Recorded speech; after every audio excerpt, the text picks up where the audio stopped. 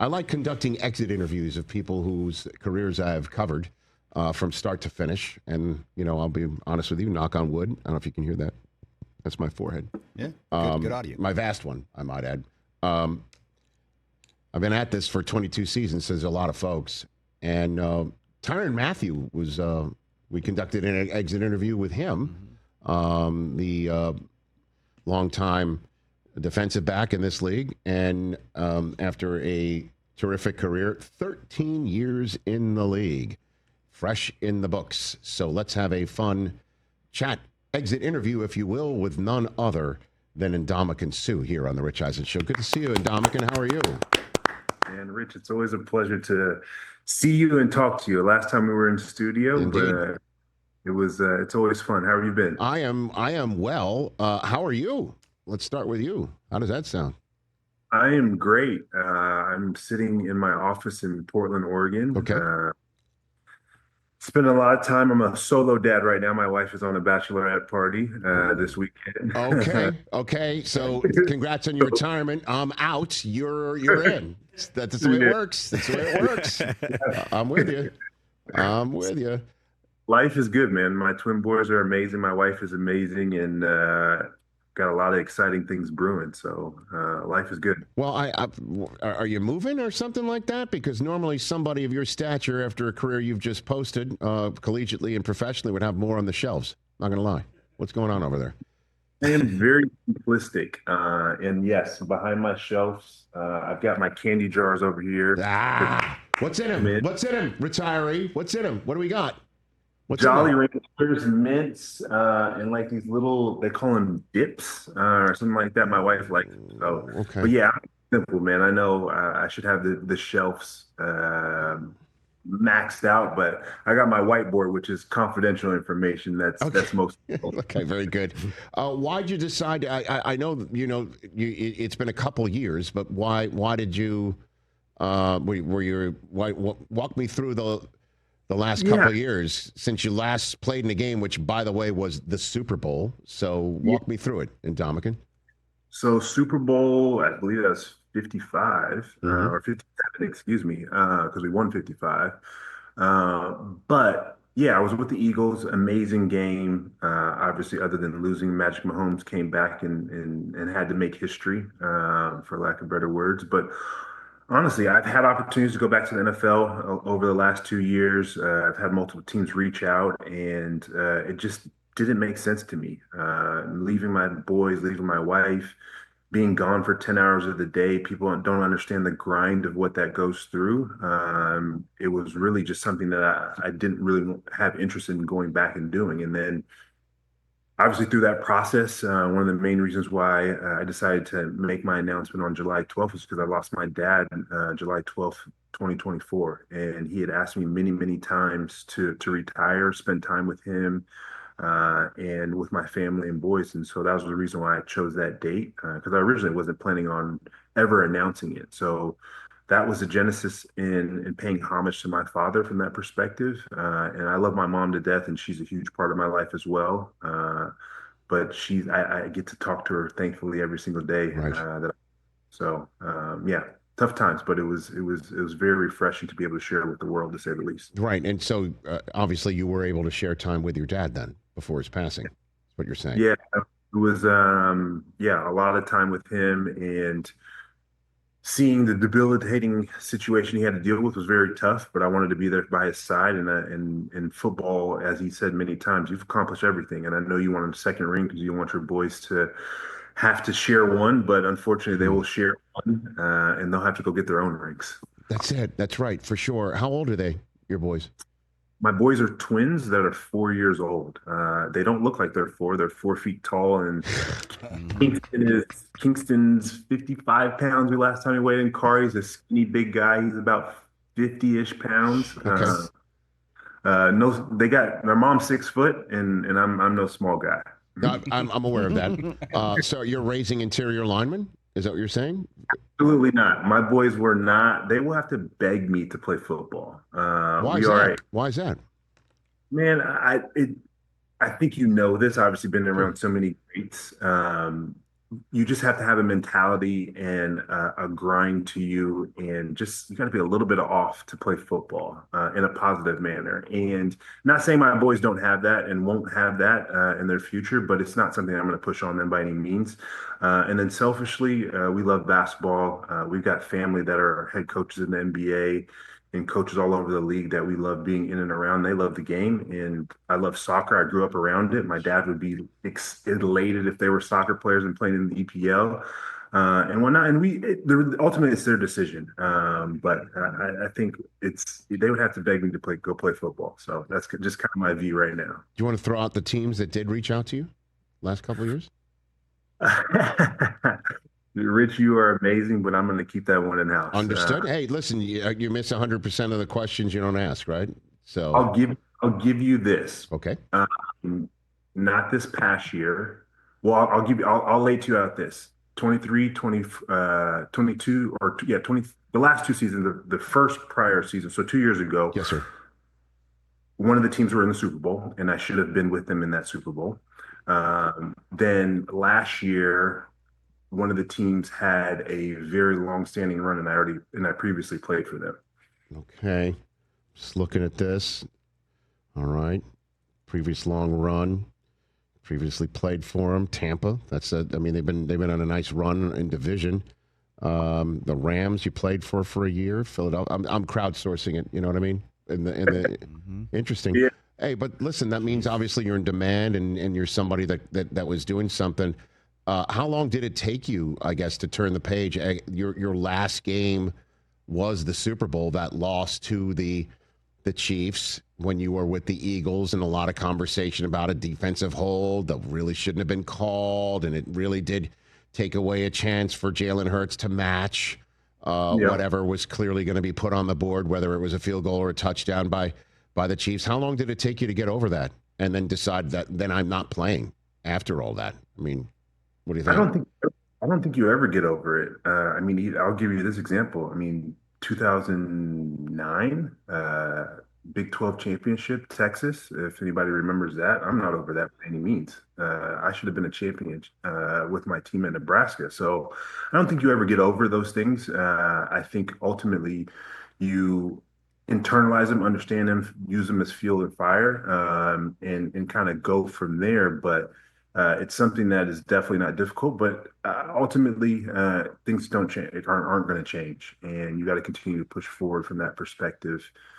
And I mean, ultimately, it's a game, so you live to fight another day. And for me, regardless of that, retirement for anybody is tough. And I was very fortunate enough I got to leave on my own terms, versus in certain situations, I've only been cut once in my life in pro sports, and that coach made that decision for God knows what reason.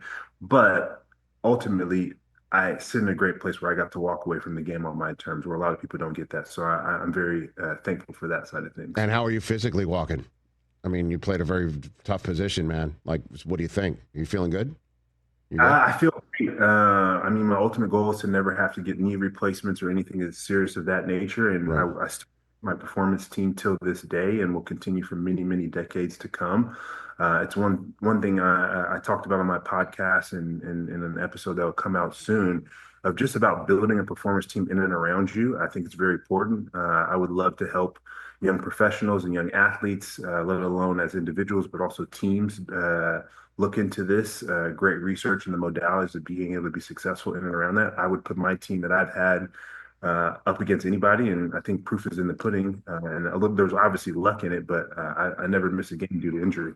Now, I know you're being, private and coy as well by not naming the teams that reached out to you. I kind of feel silly for not even mentioning the Lions, who had to have been that one. I mean, they were so, they were getting crushed on injuries, and you played for the Lions, the first team in the league. Yeah. So did I finally sleuth one out here in Ndamukong?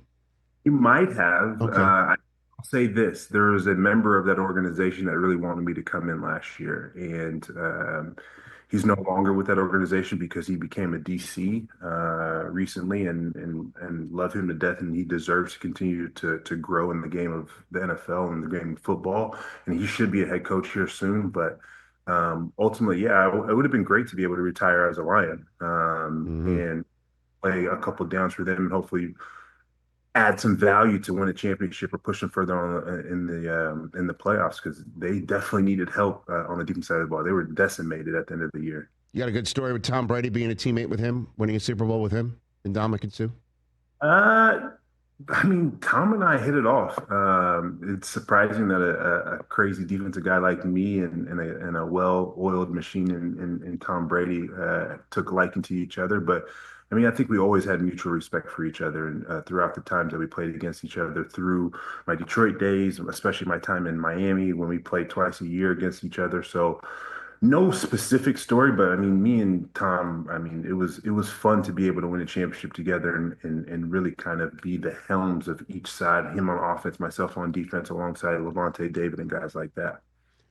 And Dominic, I'm going to go here with you on this front. And I've always been able to have honest conversations with you. How's that for a wind up? What are your names of your boys, and Dominic? Uh, What are their names? Kingston and Kari. All right, Kingston and Corey. Is that what you said? Kari. Kari. Okay. So one day they're going to be able to Google Dad. Okay. Yeah, My kids are now the age of Googling me and asking me questions. What will you yeah. tell those boys if they ever come up to you and say, Dad, why were you voted the most dirty player and least liked player in the NFL by your peers? How will you answer that question one day Uh, in Dominican? I've never thought about that, but it's a great question. And Thank I you. think for my boys, if I were to answer that question now, and it depends on obviously the context and those different things. I would just say, man, everybody makes mistakes. And did I let that define me as a human and my character, and let alone my play? Absolutely not. And you'll make mistakes in life, no different than any other human that played sports or didn't play sports. And so just don't let those mistakes define you, and stay true to your character. Well, I mean, the way you comport yourself and the way you live your life is completely different from that person. Did you flip a switch? Did something happen? Do you need to have that in order to play the level that you played at in Dominican? Yeah, I think in that, yes, and I disagree with coaches, especially when they say, "Hey, you can't just flip a switch and go on the football field and be successful in those different things." And I disagree with that. You for sure flip a switch when you get between those white lines, because your mentality and your focus. And I like Steven Jackson, like close friend. Hmm. He was a running back, played for the St. Louis Rams. I told him, and he told me, guess what? We are not friends on the between these white lines. You're wearing a different colored jersey. I'm by no means trying to hurt you, but I'm going to impose my will against you because you're trying to beat me and I'm trying to beat you. And that's just part of the game. And so, as you understand those different things and understand that competition level, Hmm. and you be elite, that's just the way of the game. All right. I mean, it's. I remember Brian Dawkins, the Hall of Famer, and Hmm. I'm imagining he might be in Canton this weekend celebrating. Yeah. He would call himself the idiot man. That he would put on the eye black and Yeah. he'd be a different person. He would Yeah. transform, and go out on the field. And sometimes you need to do that. And Steven Jackson's a sweetheart. Like, you ever meet him, he's just one of the nicest guys. So of all the people for you to choose, and just say he would bow up at me, meaning you, and Yeah. your size, and say that to you, it just gives you a sense of the competition and what you need to work yourself into, you know? And if you back to flipping the switch, I look at it like this, and I know coaches are saying it from the context of saying, "Hey, you can't just turn it on and off because I want you to practice hard and I want you to do these different things." Well, guess what? Right. For my type of talent and the type of talent that you see as generational and cornerstone of your team and all these different things, if I'm running at 1,000 miles per hour in full throttle in practice, guess what? Somebody's getting hurt. And that is not, you have to have the tools and the understanding to play and practice at a high level, but you take it up 2 or 3 notches when you're on that football field and it's live bullets, for lack of a better word. A couple minutes have left with you in Ndamukong Suh. Who's the best at this position in the league today? That you're going to turn on and go, okay, that guy's got it. Who's that guy in Ndamukong Suh? I think there's a lot of good guys out there, but if I had to hone into one guy that I really enjoyed watching, especially working with Sky Sports and being a part of their analysts and analyst team, I'd be remiss not to say Justin Matabike Huh. with the Ravens. I really like the way he's been able to come into form over the last couple years, and I got a lot of respect for what he's built. I mean, yeah, I'd have to go with Justin right now. Yeah, I was thinking if Jalen Carter would be one that you'd throw out there too. No? I like Jalen, and I wish I got a chance to play with him, but Right. he's raw. Okay. And everything that I've heard, Well, that's because scary. I'll be honest. That's pretty scary that he's raw. very scary. He's very raw talent right now, Right. and I think he's still figuring out how to play the game and within those different schemes. And really, I don't think he's just scratching the surface. So I would say the top of their game right now. That's why I picked Justin. Okay. So what's next? Lay out the plan for Ndamukong Suh here. What do you got? Man, spend a lot of time with the family. I've got my No Free Lunch podcast with the New York Times and the Athletic, which I just recently launched at the beginning of this last month. Mm-hmm. As I mentioned, Sky Sports and man, entrepreneurship is never gone anywhere. I've always been building for retirement since I really got into the league, my first and second year, and I have a lot of energy and time now, but I want to take all my time and focus on it. But I definitely real estate development, all these different things is very exciting to me. Okay. However you want to be involved with this show, I'll take you. Whatever you want to do. Seriously, I'm here. No, And we'll chop it up. yeah, you've always been one of the best, man. Thank you. I a lot to learn from you, and look forward to staying connected. I appreciate that. Have your boys destroyed the house during this conversation? What's happening? What's happening? I mentioned I am solo dadding, but Okay. I do have a cheat code. My mother-in-law and my mom are with my boys right now. So Excellent. Grandmas. Good to know. best dad ever, but when I'm doing some stuff, I definitely lead on the grandparents. Okay, very good. Good to know. Have a great weekend with your kids and enjoy time with your fam. And let's stay in touch, please. No, sure, we'll do. Talk soon. That's a Super Bowl champion and a 13-year vet, and Ndamukong Suh here on the Rich Eisen Show. A great fun exit interview right there. Catch the Rich Eisen Show live weekdays from 12 to 3 p.m. Eastern on Roku Sports Channel in the U.S.